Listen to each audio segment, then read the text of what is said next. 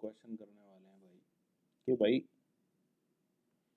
Opinion of Louis Sebastian Mercier about the printing press, ये हमारा question है। ठीक है जी। अब इसके अंदर आप देखोगे तो लुई सेबास्टियन मर्सियर ना एक नॉवलिस्ट था। कौन था भाई ये? एक नॉवलिस्ट था 18th सेंचुरी फ्रांस का। इन्होंने एक ना बहुत ही जबरदस्त लाइन लिखी और ये लाइन बड़ी इंपॉर्टेंट है। क्या थी?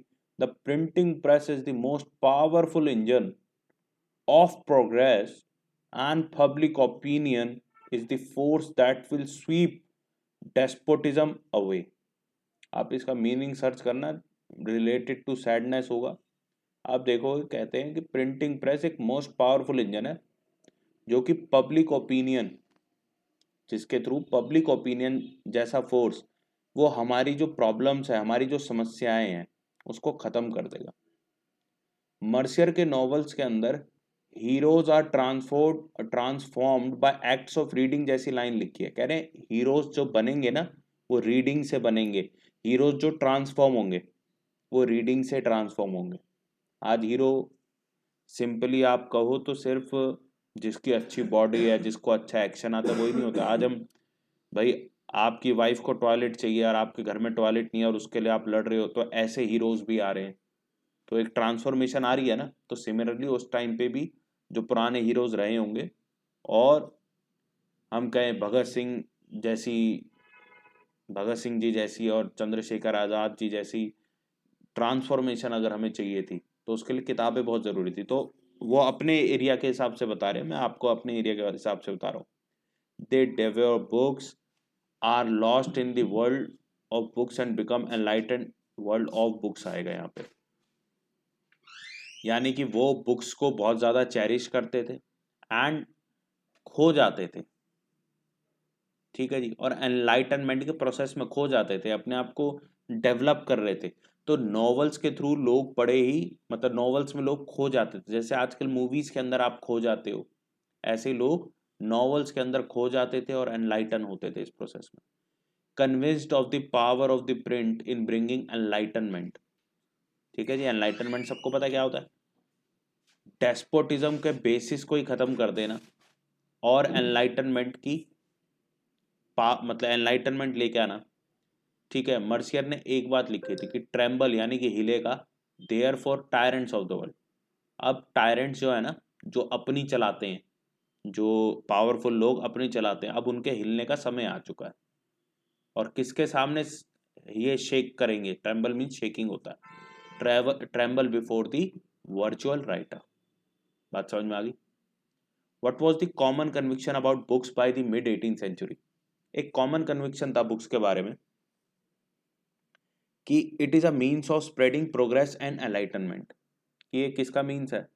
प्रोग्रेस और एनलाइटनमेंट का। Many believe that books could change the world, liberate society from despotism and tyranny and Herald a time. एक ऐसा समय लेके आएंगे जहां पे रीजन और इंटेलेक्ट रूल करेगा। ठीक है। और सेम लाइन ऊपर से आ जाएगी। व्हाट आर, ये कुछ क्वेश्चन है जो सिमिलर होंगे इससे। इसके बाद अगली लाइन पे आते हैं। What are the three types of argument to prove that print culture created conditions for French Revolution? Now it is one of the most important question that you are going to face in your examination. ठीक है जी। ऐसे 3 argument आप बताओ जिसने French revolution के लिए conditions create कर दी। Enlightenment thinkers के आइडियाज को कैसे पॉपुलराइज किया गया? प्रिंट के थ्रू। आप इसको पढ़ लो। ठीक है जी। मार्टिन लूथर किंग जैसे लोगों ने क्या करा? चर्च की सैक्रेड अथॉरिटी को भाई सीधा चैलेंज कर दिया। अब फ्रांस के अंदर वोल्टेयर, रूसो की राइटिंग बड़ी फेमस थी।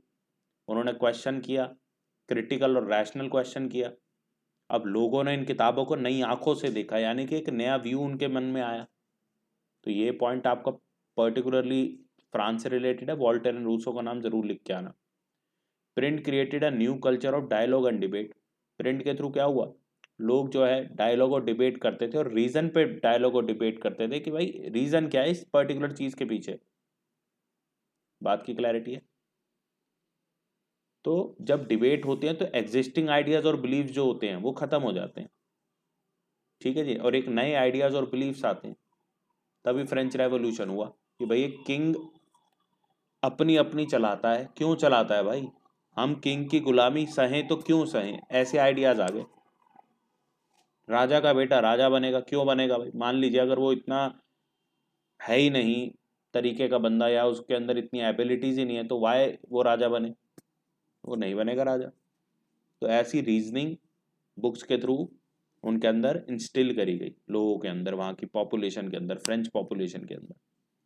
1780s में there were number of books that mock the royalty and criticise their morality.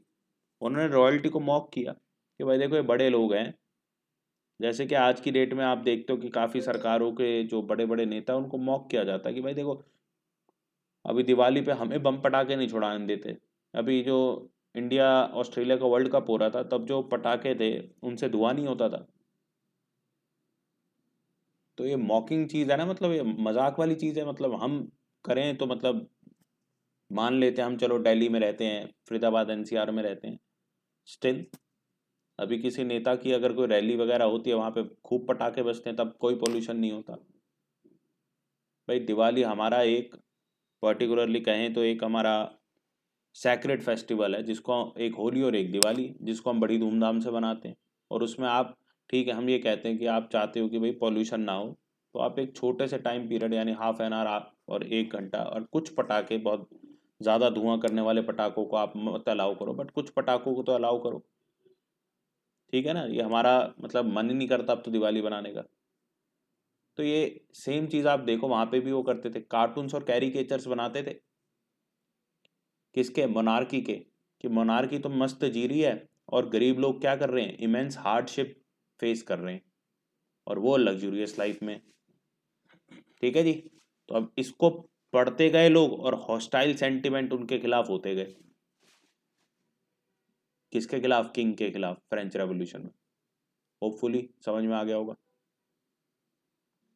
अब कहा जाता है कि जो ना प्रिंट ने डायरेक्टली नहीं मतलब कि फ्रेंच रेवोल्यूशन की कंडीशन करी, बट इनडायरेक्टली करी। यस बिल्कुल सही बात है भाई। वॉल्टेयर और रूसो ने जो मोनार्कियल, यानी मोनार्की होती है किंग का रूल, और चर्च का जो प्रोपागेंडा था उसको उसके बारे में लिखा, तो लोग जो हैं कहीं ना कहीं दिमागी रूप से उस चीज़ से इन्फ्लुएंस तो हुए कि हाँ जी ये बात गलत तो है। क्यों? क्योंकि वो गलत चीज़ें उनके साथ भी तो हो रही थी।